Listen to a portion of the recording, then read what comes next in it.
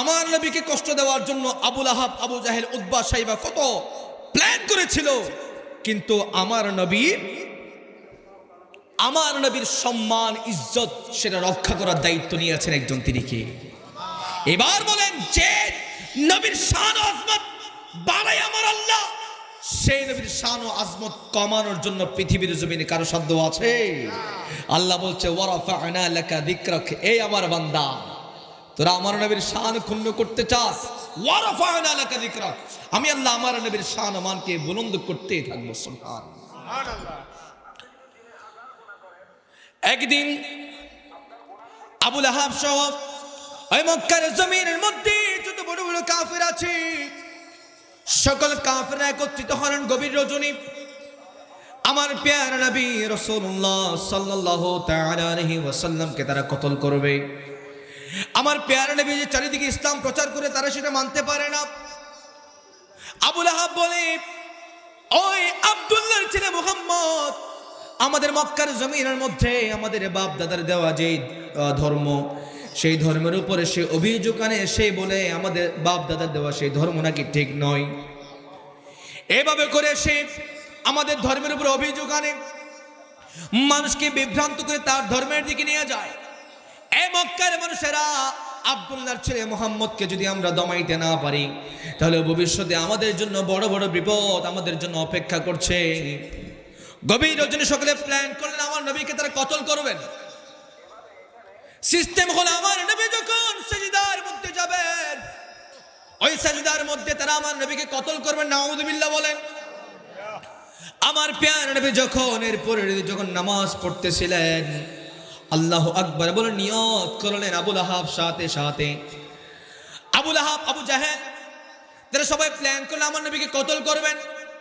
ওই আবু জাহেল সাথে সাথে প্ল্যান করলেন, পৃথিবীর সব কিছু হতে পারে, কিয়ামত সংগঠিত হতে পারে, কিন্তু আব্দুল্লাহর ছেলে মুহাম্মদ আল্লাহু আকবার বলে যে নিয়ত করেছে, সেই নিয়ত কখনো সে ভাঙতে পারে না। সুবহানাল্লাহ। কারণ সে তো আল্লাহর সাথে কথা বলছে।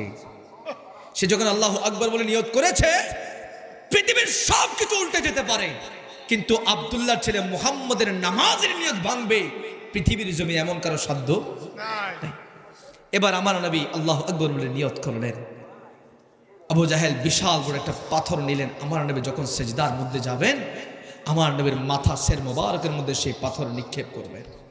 নাউযুবিল্লাহ বলেন।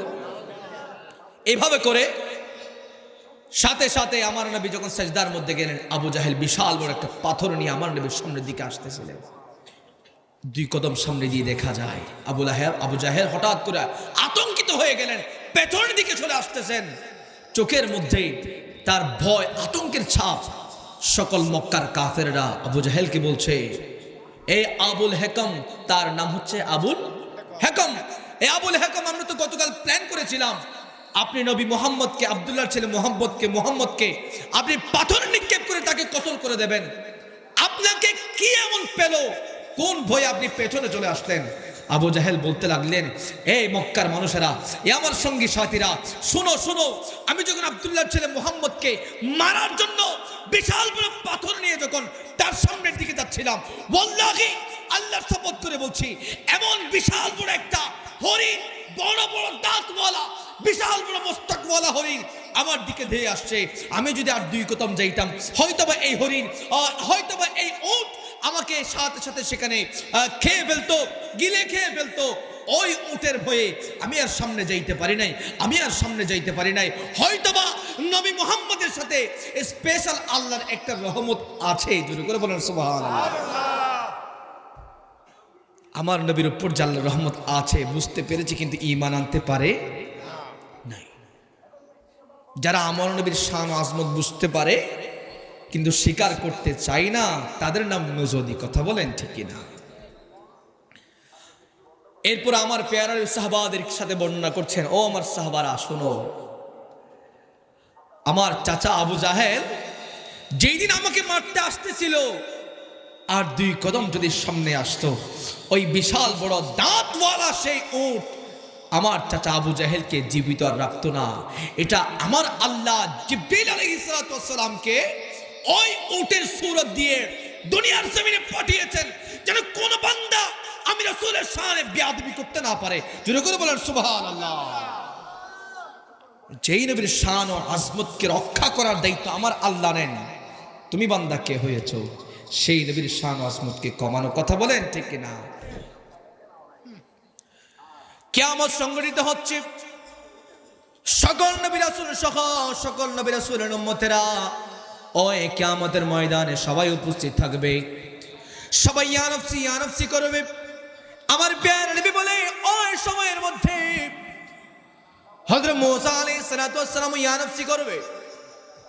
ওই কঠিন সময় যখন কেউ সন্তান মা বাবাকে চিনবে না, মা বাবা সন্তানকে চিনবে না, দুনিয়ার জমিনের মধ্যে যেই বন্ধু বান্ধবকে নিয়ে আপনি আপনার মূল্যবান সময় কাটিয়েছিলেন, যে বন্ধু বান্ধবকে নিয়ে আপনি আপনার হায়াত অতিবাহিত করলেন, যেই মহিলার প্রেমে পড়ে আপনি আত্মহত্যা করলেন রে বান্দা, যে মহিলার প্রেমে পড়ে আপনি অবৈধ কাজের মধ্যে ছিলেন, যেই মহিলার প্রেমে পড়ে আপনি জিনা করেছিলেন, যে বন্ধু বান্ধবদের প্রেমে পড়ে বন্ধু বান্ধবের ফাঁদে পড়ে আপনি মদের বারের মধ্যে গিয়েছিলেন, যে খারাপ সঙ্গের কারণে আপনি সমাজের মধ্যে খারাপ লোক হিসেবে পরিচিত ছিলেন, এর বান্দা শুনে রাখুন, কিয়ামতের ময়দানে কেউ কাউকে চিনবে না।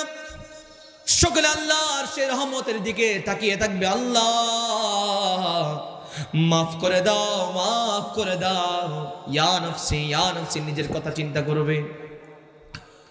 ওই সময়ের মধ্যে আমার আল্লাহ মাকামে মাহমুদ রেডি করে রাখবেন, সবাই চিন্তা করবে কে আসবে মাকামে মাহমুদের মধ্যে, কে বসবে। এই সুন্দর জায়গা, এই স্পেশাল একটা জায়গা যেটা প্রধান অতিথির জন্য নির্ধারণ করা হয়েছে। মেহফিলের মধ্যে আপনারা সাজিয়েছেন, সুন্দর একটা চেয়ার সাজিয়েছেন, যিনি কথা বলবে, বক্তব্য দিবে, ওয়াজ করবে, তার জন্যই তো। কথা বলেন ঠিক কিনা? কিয়ামতের ময়দানে আমার আল্লাহ এইভাবে একটা আসন রাখবে, যার নাম হচ্ছে মাকামে মাহমুদ। যেই মাকামে মাহমুদের কথা আমার আল্লাহ পবিত্র কোরআনের মধ্যে ঘোষণা করে দিয়েছেন। ওই কিয়ামতের ময়দানে সকলে অপেক্ষা করবেন কে আসবে, কে আসবে। হঠাৎ করে দেখা যাবে ওই কিয়ামতের ময়দানের মধ্যে যত নবী রাসূলের উম্মতেরা আছে সবাই মাঝখানে একটা জায়গা হয়ে যাবে, মাঝখানে একটা পথ হয়ে যাবে, লাল গালিচা বিছিয়ে দেওয়া হবে। দেখা যাবে কিছুক্ষণ পরে আমার প্যারা নবী রাসূলুল্লাহ সাল্লাল্লাহু আলাইহি ওয়াসাল্লাম বাবরি কাটা চুল মুবারক নেড়ে নেড়ে ওই কিয়ামতের ময়দান, ওই ময়দানে মাহশরের মধ্যে প্রবেশ করবে। আরো জোরে বলেন সুবহানাল্লাহ। আশিক বলছে, আরে হাশর কা দিন भी जब देखने वाला होगा कि जुल्फ लहरा के वो जब आएगी, अरे फिर कयामत में भी क्यों रे कयामत होगी। सुबहानाल्लाह।